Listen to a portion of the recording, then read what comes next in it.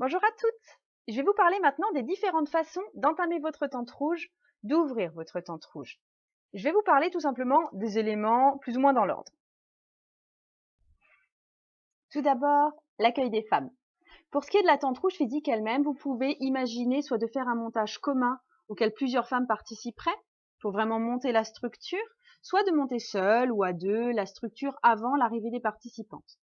Vous pouvez allumer les bougies en avance et vous pouvez aussi faire brûler un peu d'encens avant l'installation des femmes. C'est préférable pour éviter que ce soit vraiment très étouffant une fois que tout le monde est déjà assis sous la tente. Une fois toutes les femmes installées sous la tente, vous ferez une présentation brève sur ce que sont les tentes rouges et sur les règles de déroulement. Ce sont les points que nous avons abordés dans les vidéos précédentes. N'hésitez pas à prendre des notes et à emmener ces notes sous la tente rouge si vous avez peur d'oublier telle ou telle chose qui vous paraît importante. Vous pouvez définir un thème ou le laisser complètement libre. Je vous donne quelques exemples de thèmes possibles. Donc l'accouchement, le rapport à votre mère, notre initiation sexuelle, notre rapport au monde du travail, comment exprimer sa féminité, les rapports de couple, et tout ce que vous pouvez imaginer d'autre. Il vous est aussi possible d'établir un thème en concertation avec toutes les personnes présentes. À vous de choisir si vous comptez faire part de votre thème avant la tente rouge ou si vous comptez ne le dévoiler qu'une fois les participantes présentes. Et comme je l'ai dit, il est aussi possible de ne pas fixer de thème du tout. Vous pouvez en premier lieu inviter à un temps de décontraction et de recentrage sur soi. Il peut s'agir de quelque chose qui s'apparenterait à de la sophrologie ou simplement d'un temps de silence les yeux fermés. Il est aussi possible d'inviter les participantes à pratiquer des automassages.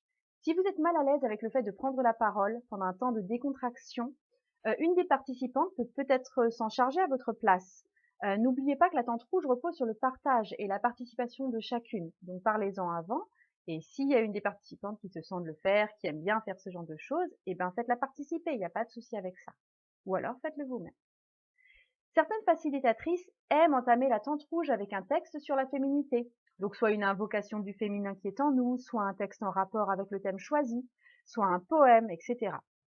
La plupart du temps, pour aider au dialogue et créer une sorte de tremplin pour l'imagination, des jeux de cartes imagées sont employés. Celui qui revient le plus souvent, c'est le jeu Féminitude, qui est édité par le Souffle d'Or. Je l'ai ici, je vous en montre quelques cartes.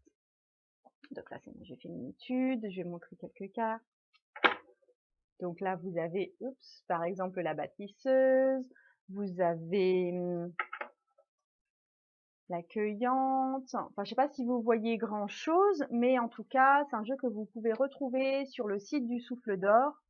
Et enfin voilà, après, là aussi, libre à vous. Vous trouverez sur le même site et sur d'autres sites plein de jeux de cartes qui pourront vous inspirer, qui doivent être très imagés, qui permettent vraiment de prendre appui pour imaginer ce qu'on va pouvoir raconter de notre histoire à nous.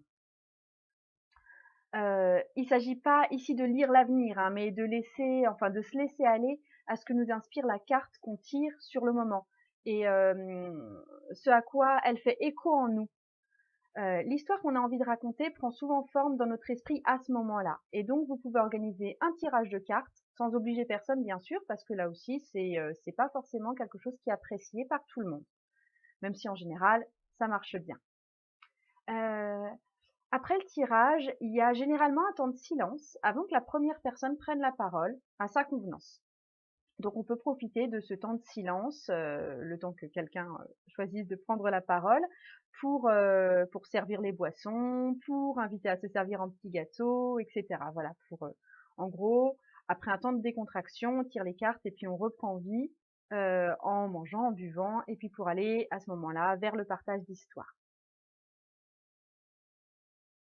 Voilà pour les ouvertures possibles et celles qui se pratiquent le plus souvent. Je vous invite bien sûr à enrichir ces ouvertures de tout ce qui pourra vous sembler juste à vous. La prochaine vidéo parlera des clôtures. À très bientôt et bonne journée.